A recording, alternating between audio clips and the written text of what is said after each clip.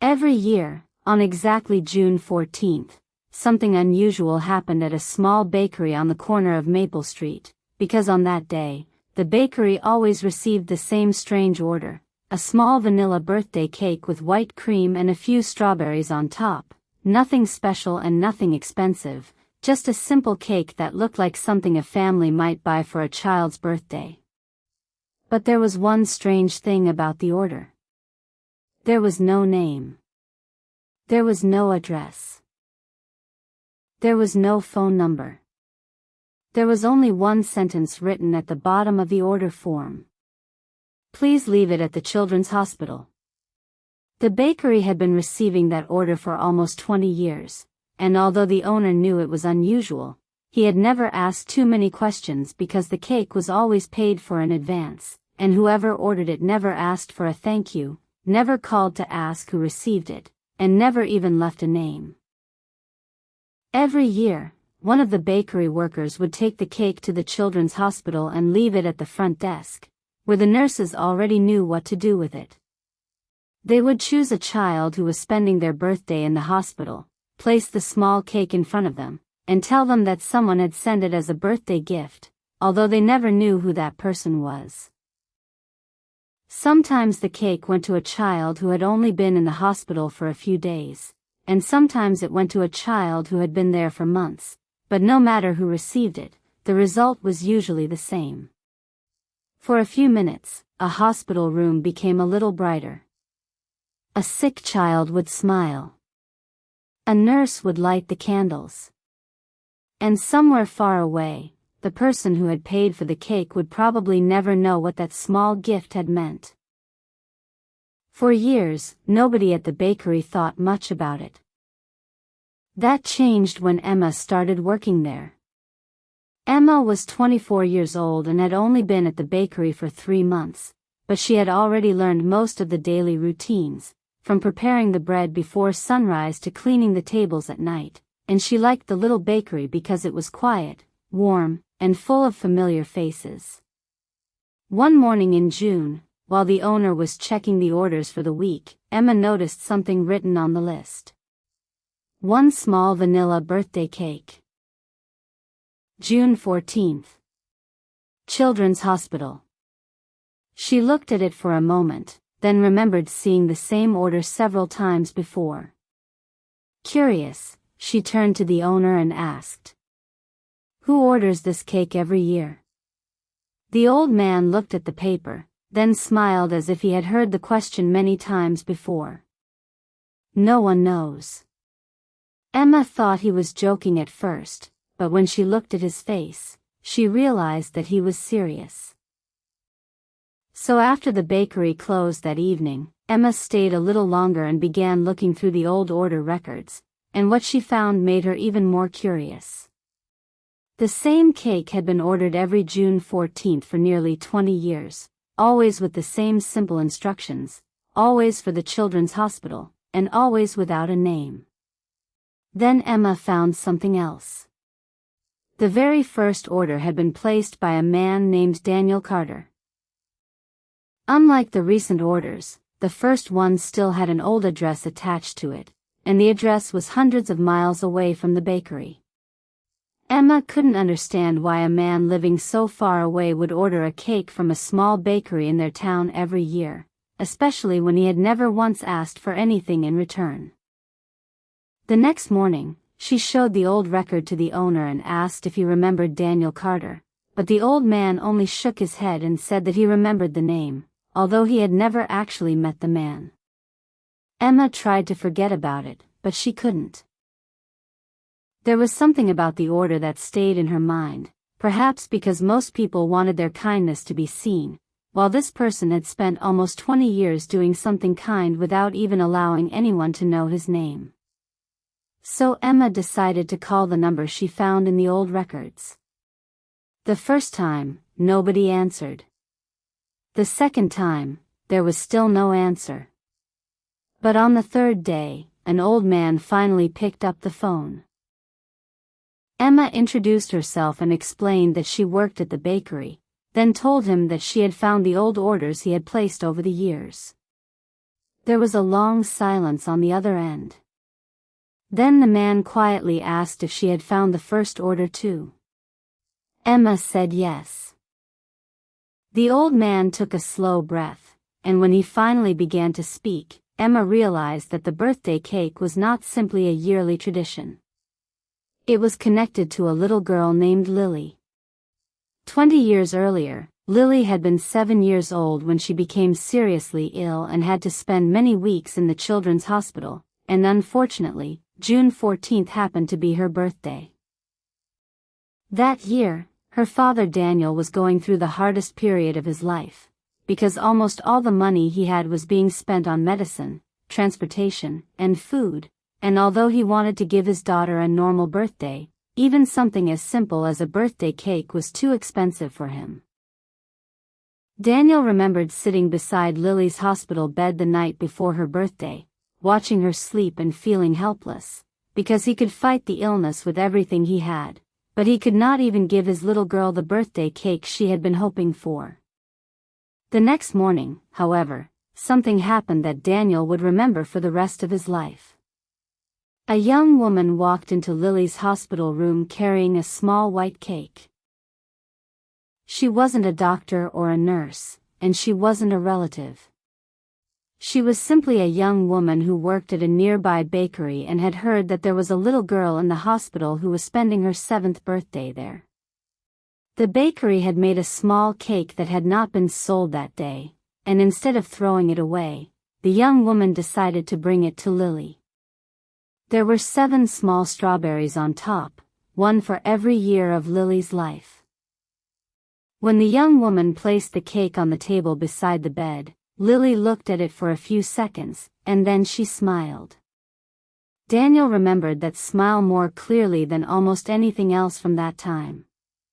His daughter was too weak to eat much, but she managed to take a few small bites, and for those few minutes, the hospital room didn't feel like a hospital room anymore.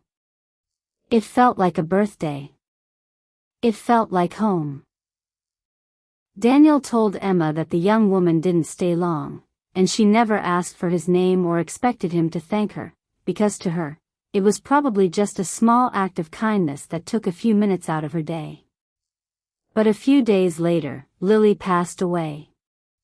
After the funeral, Daniel couldn't stop thinking about the young woman who had brought his daughter that cake, because during one of the darkest moments of his life, she had given Lily something that money could not buy. She had given her a happy birthday. Daniel went back to the bakery and asked about her, but by then, the young woman had already moved away, and nobody knew where she had gone. He tried to find her, but every attempt failed. Years passed, and although the pain of losing Lily slowly became quieter, June 14th never became an ordinary day for him. Every year, when the date came around, Daniel remembered his daughter, the hospital room, the 7 strawberries, and the smile on Lily's face when she saw the cake. Then one year, he decided to do something. He called the bakery and ordered a small vanilla birthday cake. He didn't give his name.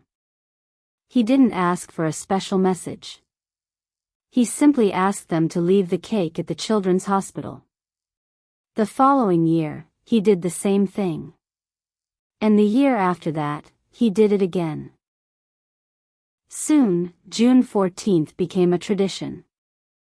Every year, Daniel sent a birthday cake to a child he had never met, a child whose name he might never know, because he wanted another family to experience even a few minutes of happiness during a difficult time. When Emma heard the reason behind the orders, she became quiet. Then Daniel said something that stayed with her long after the phone call ended. "I couldn't save my daughter. But maybe I can make another child's birthday a little happier." Emma put down the phone and sat quietly in the bakery for a long time, thinking about how a cake that had seemed so strange that morning was actually the result of one father's love for his daughter. But there was still one thing she didn't understand. She wanted to know who the young woman was. The woman who had brought Lily that first cake. So Emma went back to the old bakery records and asked the owner if he remembered anyone who had worked there 20 years earlier. The old man thought for a moment, then mentioned a young woman named Anna. Emma had heard that name before. Anna had been helping at the bakery every morning for the past few years, usually staying in the kitchen and quietly preparing cakes, so Emma had seen her many times without ever knowing much about her past. The owner pointed to an old photograph hanging on the wall, a picture of the bakery workers taken about 20 years earlier. Emma walked closer. There, standing near the back of the group, was a young woman with dark hair and a gentle smile, holding a small tray of cakes. Under the photograph was a handwritten name. Anna, 2006. Emma stared at the picture. Then she looked toward the kitchen. Anna was there, just as she was almost every morning, carefully decorating a small vanilla cake. Emma suddenly felt a strange connection between everything she had discovered. The little girl. The 7 strawberries. The bakery. The cake. The young woman. And the birthday order that had continued for almost 20 years. The person Daniel had been trying to thank all these years was standing only a few steps away. Emma called Daniel again and told him that she had found Anna. The next June 14th, Daniel came to the bakery himself. He had driven for hours to get there, and when he walked through the door, Anna was standing behind the counter. At first, she didn't recognize him. 20 years had changed them both. But when Daniel told her about Lily, about the hospital room, and about the small cake with 7 strawberries, Anna slowly covered her mouth with her hand. She remembered. She remembered the little girl. She remembered how weak Lily had been. She remembered carrying that cake into the hospital because she couldn't stand the thought of a child spending her birthday without one. And then Daniel looked at her and finally said the words he had wanted to say for 20 years. Thank you. Anna began to cry. She told him that she had never expected anything in return, and that she had almost forgotten about the cake after all those years. But Daniel had never forgotten. To him, that cake had become one of the last happy memories he had of his daughter.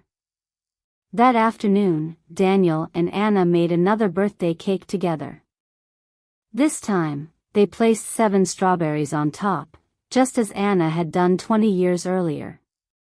Then they took the cake to the children's hospital. A little girl in the children's ward received it that evening, and when she saw the candles, she smiled so brightly that everyone in the room smiled with her.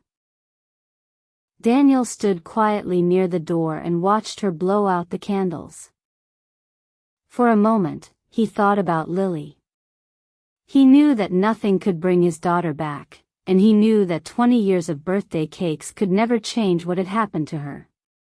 But as he watched another child smile, he realized that love does not always disappear when someone is gone. Sometimes, it changes its shape. Sometimes, it becomes a small cake with 7 strawberries. Sometimes, it travels hundreds of miles every year just to make another child's birthday a little happier. And sometimes, a kindness that seems small to the person who gives it can become one of the most important memories in another person's life. Daniel had spent 20 years trying to thank a young woman for one simple act of kindness, but in the end, he realized that the best way to thank her was not simply to find her or say the words he had been carrying for so long. It was to continue what she had started.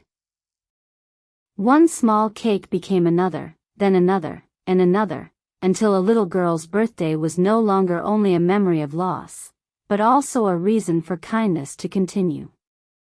And perhaps that is what happens when we choose to be kind. We may never know how far that kindness will travel, or whose life it will touch years later. Sometimes, we give something away and think the moment is over. But it may not be over at all. It may simply be waiting for someone else to carry it forward.